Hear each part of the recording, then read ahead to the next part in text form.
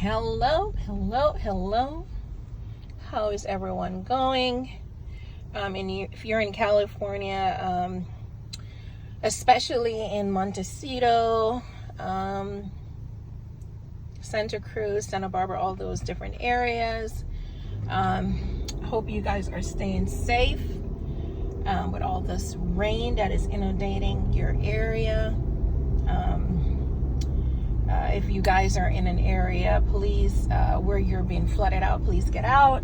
Stay safe until the water recedes. Here in Southern California, we're getting it not as bad as you guys are. And so for us, we are not in a situation where we're being flooded out. So you guys be safe. But I want to welcome you to another one of Shellian's Car Chronicles. And today, I actually want to talk about leadership today and the temperature of leadership in our economy, in our country today. And so, leadership, or a leader, is somebody who's able to bring change, whether to an organization, to a country, to a community, to the world, right? And we are living in the day and age where leadership is so important and so critical now than ever before. We cannot build anything, build an infrastructure, do anything in our personal lives, in our community, in any organization without having leadership. And I think there's so many definitions or ideas that people have about leadership and what leadership entails. And I decided, on my way to running an errand, I wanted to give you guys some characteristics of leadership and what an effective leader looks like. You don't have to be perfect to be a leader, but there are two main things that a leader has to possess. And the first one is a leader have to have integrity, and the second one is a leader have to have character. It is impossible for you to shift or change, make effective change without those two main ingredients. And some leaders are born. I believe some people have the innate ability to lead, to give information to people, to see people's lives change from your life, and the skills and the knowledge and the information that you have to be able to change people's lives, right? And then there's some people that, if they are receptive, I should say, then you can train people how to be good leaders, right? We're in a country right now where I think there was a gentleman who ran for office and lied about working for this organization, Wall Street, that his family was a part of the Jews and all these different things. And he ran a campaign on lies, right? He ran a campaign on stating stuff that did not exist, right? And so he won because people believed in the lack of leadership that he disposed, right? Because if you're going to run for office, I do believe that you have to have integrity and character. I would not want to follow leadership who doesn't have integrity or character. One of the things I learned early in corporate America is, as leaders, we reproduce who we are. And so if you're a crooked leader, you're going to reproduce crooked people. And so let's talk about some of the basics of leadership. If you are a leader, an effective leader, you can walk into a room and shift the entire atmosphere without even opening your mouth, without even saying a word, right? when you are a leader, you will walk into organizations and you will begin to change the culture as well as that company. For example, when I finished college, well, when I was in college, I worked as a bank teller. And so when I graduated with a counseling psychology degree. And you know what? I was like, man, I really love, being a teller. I really love the finance of things. I love numbers. And so instead of me pursuing my counseling psychology degree, my plan was to get a master's and be, a clinical psychologist. But I didn't realize that when I was in college, because I had worked in banking, the financial industry, I had no idea that God was going to move me into that arena, right? And so when I graduated, I took a job as a teller, and then got promoted to a assistant manager. Now, I was able to switch banks, and when I went over to the second bank to work, I just put down that I just wanted to be a teller. And as the lady interviewed me, she said, no, I think you'll be best suited being an assistant manager. Well, I'm going to be honest with you. Up until that point in time, yeah, I've had leadership roles in church, youth group, different things like that. I learned a lot about leadership, leading young people. And so, being a leader of managing actually employees, I was like, whoa, I don't even know if I can do this. When she first said, hey, you know what, I am going to offer you that position, I took that position. What I didn't realize was that leadership was already in me. And so it was easy for me to excel in a role that I didn't even believe that I could excel in, because of all the other leadership positions that I had, leading young people. That's the extent up until that point in time of leadership skills that I've had. But the leaders that I had poured into me, and we went on leadership retreats and how to effectively reach people and just different things like that.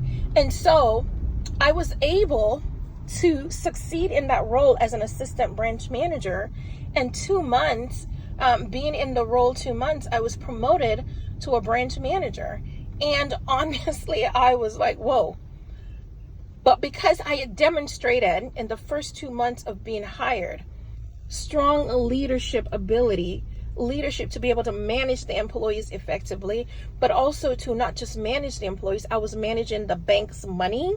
I was managing the role, the different parts of the position as a branch manager. As an assistant manager, I was growing the numbers and different things like that. And so when I got into the role as a branch manager, the numbers just blew up. Whatever leadership ability I had, I was able to kick that into full gear and begin to manage these employees, but manage the operation side of the branch, manage the sales side of the branch. And little did you know it, after a period of time, I was making the bank millions of dollars. This was at IBC Bank, right? What did I learn from this role? I learned from this role that I was put in a leadership role that I had no idea that I was already built for it, and I was prepared for it. And so many times as leaders, we diminish ourselves in terms of, oh my God, I don't know if I can do this, not knowing that you're well equipped and prepared to do it. And also, that position and that role at IBC Bank, I excelled in that role. My branch in Houston at the time was the #1 branch in the Houston market. You can ask anybody at IBC Bank about me, and they will tell you my branch won all the competitions. I had my fellow branch managers. We were all good friends, but they were like, Shelly, can you make us win? But when you're born a leader and you take the role that you have as a leader seriously, you cannot help but to dominate, right? And so I did so well in that role that I was able to move over to JP Morgan Chase Bank. And then that was a bigger role because now I was being given a branch that was valued at $70 million. I was in my 20s managing a $70 million branch. Not as large as the branch as that I came from at IBC Bank, but here I was managing a $70 million branch. And on top of that, they gave me the worst branch in the market. This branch was at a level 5, which was at the bottom, right? Great leaders, it doesn't matter what position we find ourselves in, we're always going to rise to the occasion, right? And so basically, within 2 months of being hired and once being placed in that branch, guess what? I moved the numbers. I moved the branch from a level 5 to a level 3. What does that entail? It entails leadership.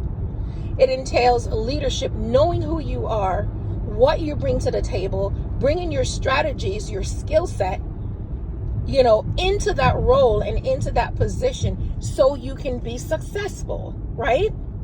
In that role and managing every aspect of that leadership role that was given to me, the employees, the operation side, the sales side, the partnerships that I had with the small business bankers, and great leaders, we do reproduce who we are. I had one employee that when I went to Chase, JP Morgan Chase Bank, they were like, he hasn't been performing, we're thinking about letting him go. I'm like, well, no, I'm not going to let this guy go. I don't know him and I want to give him an opportunity and I want to work with him and see if I can turn it around.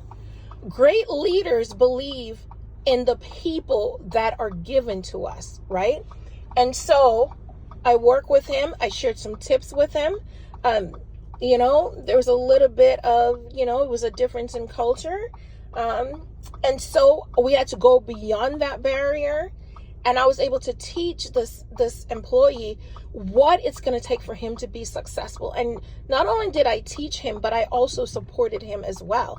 It wasn't a situation where I'm like, you know what, I'm going to teach you how to, be successful in your role as a relationship banker. But I was going to show him, and I did. And, after a while, this banker who was going to be terminated was now the number one banker in the district. And so I have learned a lot about leadership and leadership roles and what it takes to be a leader. Leaders, we don't follow others. We set the trends. We're trailblazers and trendsetters. You understand what I'm saying? And so basically, this young man, he was there and he was able to keep his job, in the relationship role, but his entire demeanor is of value as to how he saw himself, how the company saw him, changed drastically because this man was able to make a difference and add value, not just to my branch that I had at the time, but also to the organization of JP Morgan Chase Bank. And then when I got into a role where I was working for Delta Airlines, it's all about leadership. Every position that I've ever had in my life, because of my leadership ability, is what caused me to be successful. I was successful because I was determined, hard work, right? Dedication. Those are great characteristics of leaders. And so I want to let you know that in 2023, we are going to need the leaders to emerge, people who are game changers, people who are trendsetters. You need to arise and be the best you. You cannot be anybody else but yourself. And so many times people try to be other people. You will never succeed trying to be somebody else. You have to be you. And so I just wanted to share this tip with you guys as I've reached my destination. Be the leader who you know you are called to be. Be the leader that you know you are supposed to be. And let's change the world. Let's shift the atmosphere. Let's change things in our community. in our organizations, in our lives. And once we start making the changes locally, we will eventually make the changes globally. Changes globally doesn't just happen overnight. It's a process, right? And so I'm going to be talking more on my YouTube channel about leadership. And I will give you some tips about leadership and how to be authentic and how to be you. How to be you. You cannot be effective being somebody else. It is impossible. You've got to be who God created you to be, and you've got to show up and be the best you. So anyways, hope you guys had a great day. I guess the rain kind of eased up a little bit. So you guys just basically stay focused. But in 2023, rise up and be the best you. Rise up and be the best leader. You know what skills God has placed inside of you, what your capabilities are. Be the best you. And start by doing that on a daily basis. And you're going to see how effectively your life is going to begin to take off, how you're going to be able to make changes in your life, making changes in others around you, and then eventually you will change the world.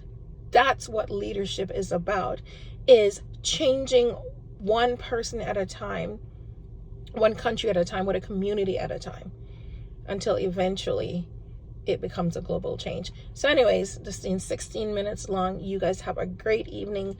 Stay dry, and I'll talk to you guys soon.